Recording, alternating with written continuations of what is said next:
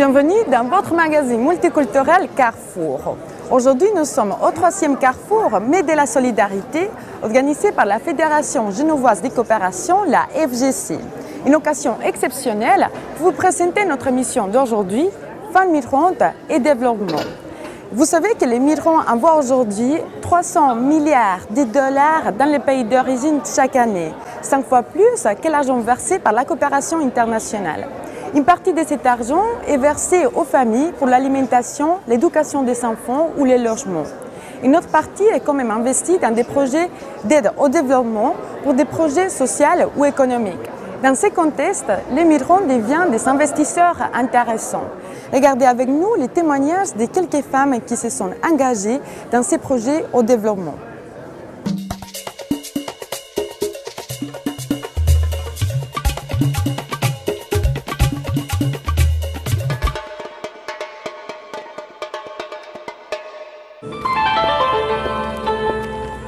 Bonjour Kim. Oui, bonjour Violetta. Très enchantée que vous vous rencontrer. Merci beaucoup. Oui, d'ailleurs. Merci beaucoup de nous donner cette interview. Racontez-nous d'abord d'où vous venez, depuis quand est-ce que vous êtes en Suisse? Je viens du Vietnam et puis j'étais en Suisse à la fin de 1990. Je suis venue ici pour refaire mes études à l'université. Et quelles études vous avez suivies? J'ai fait les hautes études commerciales. Pourquoi est-ce que finalement vous avez décidé de rester par exemple? Pendant mes études, j'ai fait la rencontre de mon mari. Ah très bien, c'est tombé amoureux. Et vous êtes ensemble depuis combien de temps alors? Depuis 92. Ah très bien. Ouais. Et comment ça a été les liens avec le Vietnam pendant tout ce temps? Mon mari et moi, nous partons au Vietnam tous les ans. Très bien. Oui, et on passe un mois au Vietnam. Et puis une visite en 2008, s'était passé quelque chose de spécial, racontez-nous. En 2008, j'ai décidé de fonder ma propre association pour aider aux gens du village où mes parents habitaient.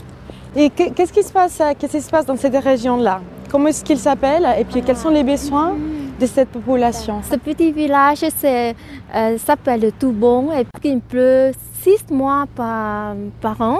Après chaque saison de pluie ou chaque saison de tempête, alors les maisons ils sont détruites.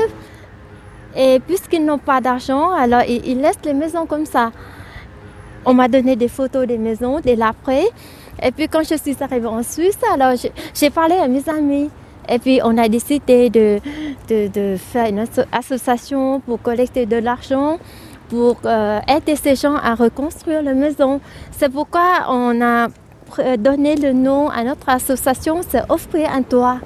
Vous avez construit en total combien et reconstruit combien en total? Depuis 2008 jusqu'à maintenant, on a construit 20 maisons et puis on a aidé à rénover aussi une vingtaine de maisons. Kim, quels sont les moyens que vous utilisez pour mettre en place ces projets? Tout au début, lorsque notre association est fondée, c'est plutôt nos familles qui nous soutiennent. Et puis après, c'est le réseau des amis et des connaissances, après les amis des amis. Et il y a parfois des entreprises qui sont tombées sur notre site internet et sont intéressées par nos projets et ils nous envoient de l'argent.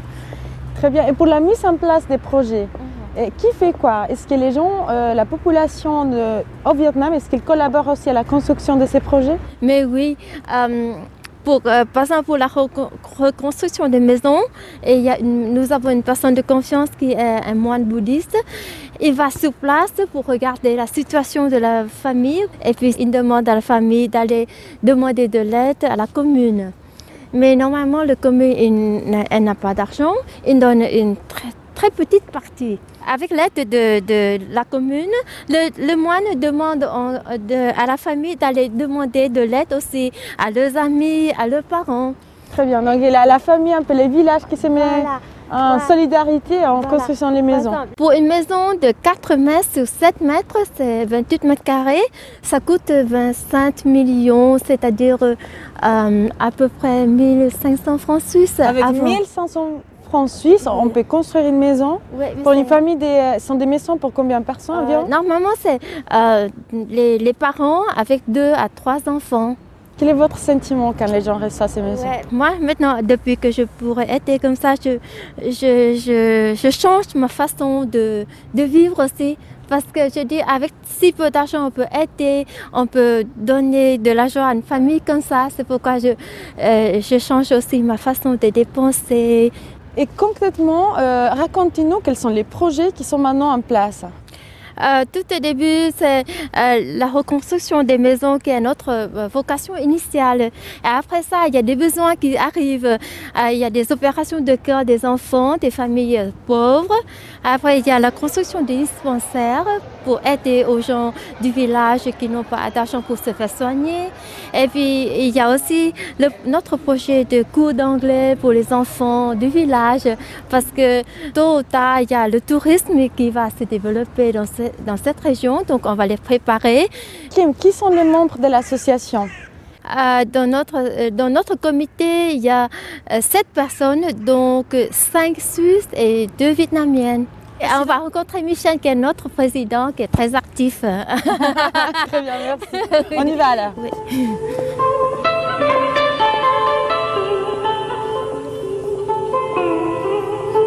Quels sont les projets que vous faites? Oui, alors on a effectivement les maisons qu'on reconstruit, qu'on rénove. On a le projet du dispensaire puisqu'on va partir bientôt au Vietnam pour l'inaugurer.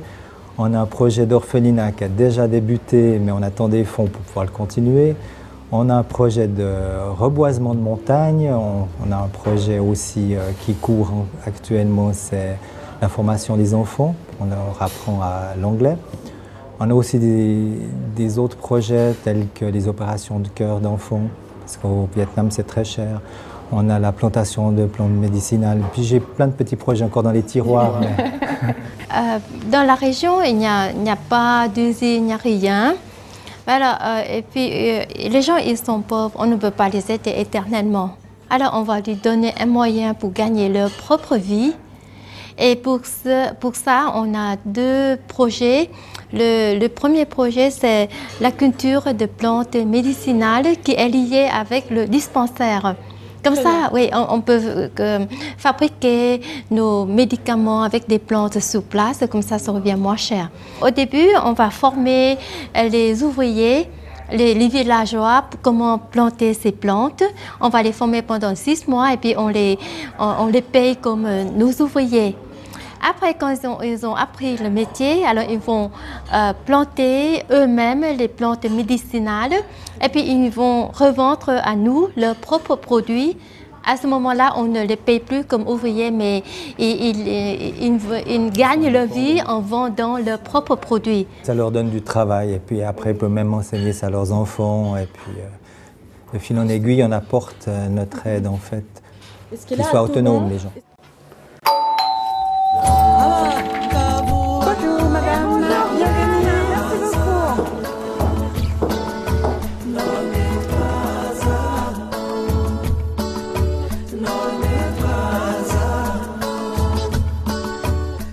Dans l'association, vous aidez environ combien de femmes? On est de 50 veuves qui sont en charge d'à peu près 200 enfants. Et en quoi consiste l'aide que vous les portez? En fait, la veuve, elle va chez le médecin, elle fait une consultation, le médecin lui donne une ordonnance. Avec cette ordonnance, elle va dans une pharmacie qui a le contrat avec nous, il lui donne tous ces médicaments qu'elle a besoin.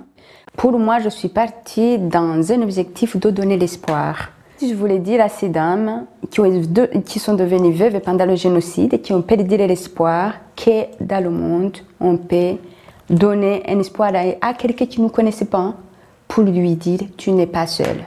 Voilà mon premier objectif quand j'ai commencé cette association. Dans quel sens elle en est de l'espoir, justement? L'espoir, c'est que on est les femmes et nous deux. Hein. Imaginez, aujourd'hui, on est femmes, on est mariées, on est heureux, on est dans la famille. Et demain, on tue nos maris. Donc, on est seul. C'est la surprise totale. C'est un choc en plus. En plus, malade. On se rappelle donc, c'est Jacques qui les tué, il disait, vous allez mourir petit à petit. Donc, mourir du chagrin. Donc, cet espoir qui est coupé, ils sont dans le monde, ils ne vivent pas comme les autres. Donc, ils vont mourir de désespoir. Justement. Donc, comme on le sait, le sida, ce n'est pas une maladie qui va guérir. Je ne suis pas allée pour guérir ces femmes, ce n'est pas possible. Mais je suis allée pour donner l'espoir. Une femme qui a le trithérapie, qui va vivre, elle ne va pas guérir, mais elle va vivre petit à petit mieux. Les symptômes vont continuer à exister, mais ils vont être atténués un petit peu. Donc, si tu as accès aux médicaments, si tu penses qu'il y a quelqu'un qui pense à toi, tout simplement, que tu n'es pas seul dans le monde, c'est une façon de richesse pour moi. Il y a beaucoup qui pensent que la richesse, c'est avoir beaucoup d'argent. Non, la richesse, c'est pour moi, c'est avoir une histoire de vivre, c'est s'aimer, c'est aimer la vie, c'est se sentir utile, c'est se sentir vie. Parce qu'il y a des gens qui sont déjà morts, vivants, et je trouvais vraiment triste. Quels sont les projets de l'association? Les projets de l'association, maintenant, c'est rentrer dans les problématiques de toute la famille. En disant, cette famille de ces veuves, qu'est-ce qu'on pourrait faire pour améliorer la qualité de vie? C'est-à-dire aider vraiment à une famille à démarrer dans tous les besoins primaires. Voilà. Et des gens qui souhaitent vous contacter? www.acmois.org.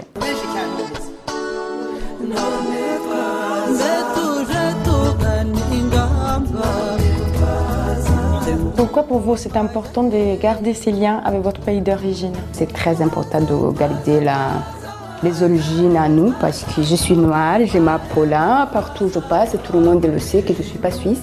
Et ça me fait même plaisir. Je suis suisse de papier et de cœur, mais je suis rwandaise quand même de On peut nature. facilement appartenir à des cultures. Mais voilà, et c'est très important. Et je le conseille à tout le monde, donc c'est une de nos richesses aussi. Merci beaucoup pour cette interview. Et félicitations pour votre association. Merci beaucoup. Merci beaucoup, c'est gentil.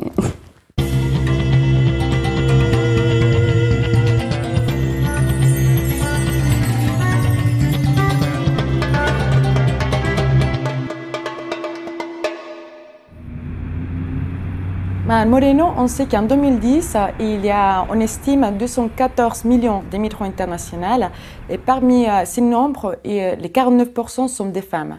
Nous souhaitons savoir d'abord qui sont ces femmes et pourquoi migrent-elles? C'est des femmes qui viennent de toutes sortes d'occupations, qui viennent travailler dans toutes sortes de secteurs économiques, dans les économies du pays développé. C'est des femmes qui ont des niveaux de qualification variés. Il y a une grande partie d'entre elles qui sont hautement qualifiées. Est-ce que ces femmes migrantes, est-ce qu'elles partent seules? Est-ce qu'elles migrent toutes seules? Une large majorité de ces femmes, c'est vrai qu'elles vont laisser leurs enfants dans les pays d'origine. Et ça, c'est considéré une des questions les plus difficiles pour elles. Donc ces femmes qui migrent avec un niveau haut ou pas de qualification, qui envoient de l'argent, à qui elles envoient cet argent et pour faire quoi? La plupart des migrants en général, mais surtout les femmes, envoient l'argent pour des questions d'amélioration d'éducation de leurs enfants, protection de la santé, une question de nutrition, construction de leur maison. Yo envío todos los meses porque allí yo tengo 2 hijos. ¿Tú envías dinero para qué? Yo envío para subsistir, digamos. Yo le ayudo a mis hermanas que están allá también y a mis hijos. La educación para los muchachos. La educación, las medicinas cuando están enfermos, bueno, todo eso. Yo vengo de Nicaragua y tengo 1 año y medio de estar acá. Y cuéntanos, ¿es que mandas dinero a tu país de origen? Claro, mando dinero a mis hijos. ¿Y cuántos hijos tienes? Tengo 3 hijos, un varón y 2 niñas. ¿Qué edad tienen? Tienen 13 años, 12 años, 6 años. Même l'argent envoyé par la consommation, on y parle, non? C'est l'alimentation, la santé, l'éducation. Même c'est une aide au développement dans les pays d'origine. Bien sûr. Déjà dans tout ce qui est nutrition, tous les produits qu'on achète pour manger, là, ces achats sont en train d'indirectement créer des emplois. Au niveau de la santé aussi, au niveau de l'éducation, tout ça, c'est indirectement des créations d'emplois dans les pays d'origine. C'est pas seulement quand on ouvre une micro-entreprise ou une micro-coopérative qu'on est en train de vraiment contribuer au développement du pays. Ça, c'est une façon de voir, je pense, les liens entre migration et développement un peu très étroits. Le transfert des fonds financiers, c'est les sujets les plus connus, les plus débattus. Mais il y a d'autres questions, des axes, des liens entre migration et développement qui sont très importants. Il y a les liens de l'information, toutes les connaissances qui partent d'un pays d'origine au pays de développement. Il y a les liens de formation et d'éducation, également, bien sûr. Il y a tous les liens d'ouverture des marchés, des marchés commerciaux, des transferts de technologies, transferts de connaissances. Des savoirs, des technologies, Exactement. Alors tout ça est et doit être considéré comme des contributions, si vous voulez, des migrants. Et il doit être considéré quand on parle de l'axe entre migration, développement et, bien sûr, des genres.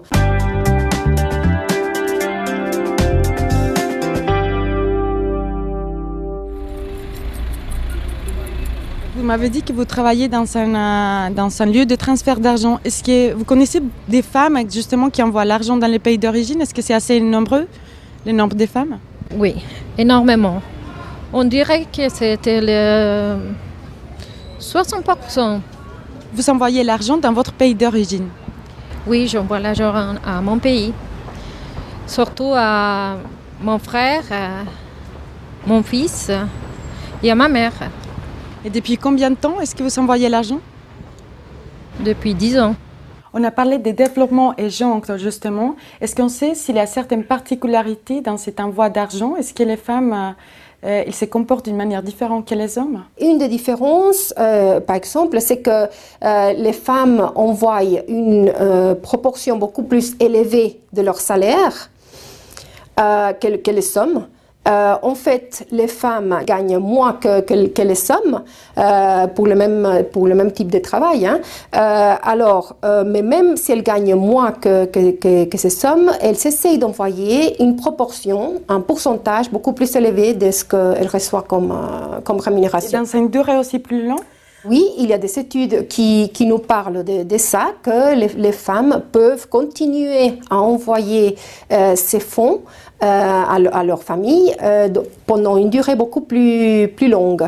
Et pas seulement ça, mais qu'elles envoient des fonds à un nombre plus large de leurs membres de leur famille.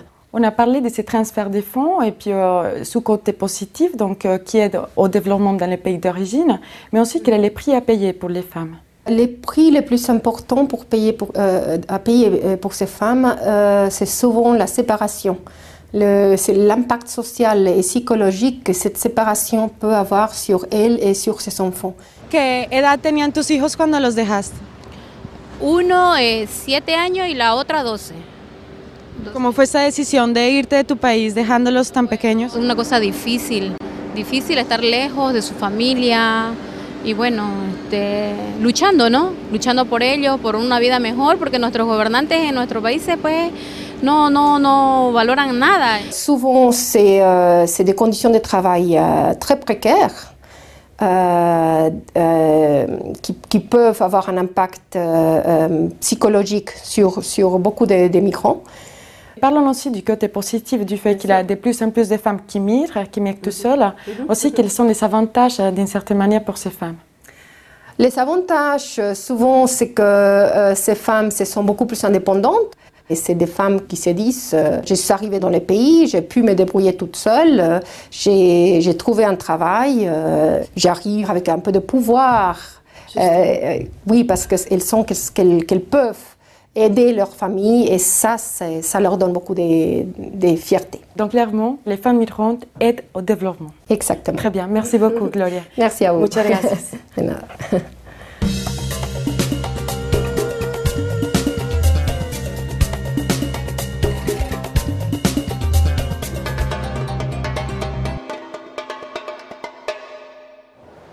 Ce Fonds mondial de la diaspora est né à partir d'une initiative de 49 pays les moins avancés qui se sont réunis à Cotonou en février 2006, il y a 4 ans, pour mettre en place ce qu'ils appellent un observatoire international des transferts de fonds des migrants pour des études fiables et comment faire en sorte d'orienter donc ces transferts vers des investissements productifs. On va créer une structure qui sera à cheval entre le nord et le sud. Il faut nécessairement que ce fonds-là alimente aussi les institutions de microfinance. Que ce soit un fonds de garantie aussi pour que l'immigré qui a besoin d'un complément d'investissement dans son pays d'origine puisse, à travers ce fonds, obtenir la garantie nécessaire pour qu'une banque classique ait confiance et lui prête l'argent dont il a besoin pour créer des structures génératrices de revenus, génératrices d'emplois surtout. J'insiste sur l'emploi, parce que si on assiste aujourd'hui aux actes désespérés de ces boat people africains, cette fois-ci ils ne viennent pas de l'Asie, cette jeunesse africaine désespérée, parce que ne trouvant pas l'emploi dans leur pays d'origine, se jette dans le désert. Ils vont mourir au fond des océans. C'est la tragédie que l'Afrique, depuis quelques années, offre vraiment à l'Occident. Donc il faut que cette diaspora se lève pour susciter, créer des entreprises génératrices d'emplois. Une des ambitions de ce fonds, c'est de créer une branche qui va se dédier à la formation entrepreneuriale pour que ces jeunes sachent comment élaborer des projets de développement, comment mener une étude de faisabilité. Il faut des b.a.-ba de comptabilité. Donc, bref, une formation pour les futurs, comme on dit, les entrepreneurs en herbe. Il faut qu'on les forme. Qui peut s'adresser à ces fonds mondiaux de la diaspora? Est-ce que c'est ouvert à tout le monde? C'est ouvert à tout le monde. Les associations, comme les personnes individuelles, peuvent souscrire. Et ils peuvent aller sur le site www.diasporafund.org. Madame Indiane, merci beaucoup. C'est très gentil, très enchanté. Merci. Merci beaucoup. Merci. Merci. Le plaisir est partagé. Merci beaucoup.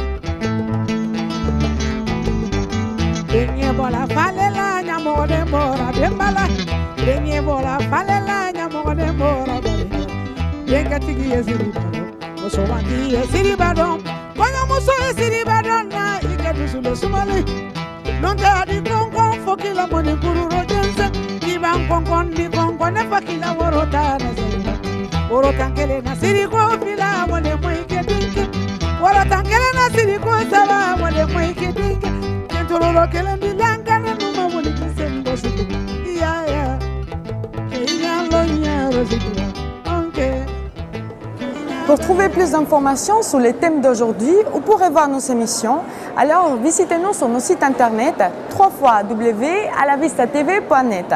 Un grand merci pour votre fidélité. On se retrouve comme toujours les mois prochains. À la prochaine et à la vista. On a des gens qui nous aident avec 500 francs, 1000 francs. Et c'est toujours comme un accord avec eux parce qu'ils peuvent choisir le projet. Alors il y a des gens qui financent uniquement la scolarisation, par exemple. Il y a des gens qui financent uniquement les opérations du cœur. Ou une personne qui nous dit voilà, moi je voudrais bien reconstruire une maison entière. Ça me fait plaisir. On a même construit un pont. Il y avait quelqu'un qui nous a dit oh, mais moi, mon rêve, c'est de reconstruire un pont. Et on a trouvé une rivière où il y avait besoin d'un pont. Les habitants passaient sur un tronc. Il y avait simplement un tronc avec une petite barrière. Ils prenaient les vélos sur le dos. Et on a fait un pont de 2 mètres de large. Puis à présent, il y a 500 personnes qui passent par jour sur ce pont. Donc on est ouvert à tout de notre association.